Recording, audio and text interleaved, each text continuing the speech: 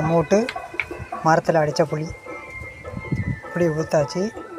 இப்போ வெயிலில் நல்லா காய வச்சு அதை நல்லா வளர்த்துறதுக்கு எங்கள் அப்பா ட்ரை பண்ணியிருக்காரு. நான் வீடியோ எடுத்துக்கிட்டு இருக்கேன்.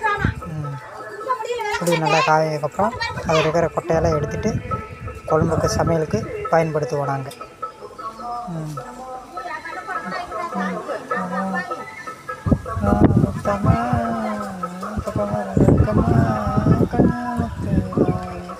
காற்று வேறு வேகமாக அடிக்குதுப்பா. சிறு சிறு காற்று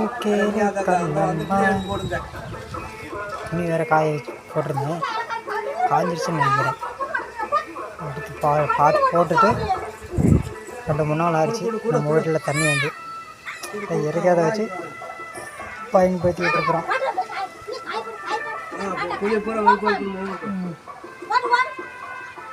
சரி.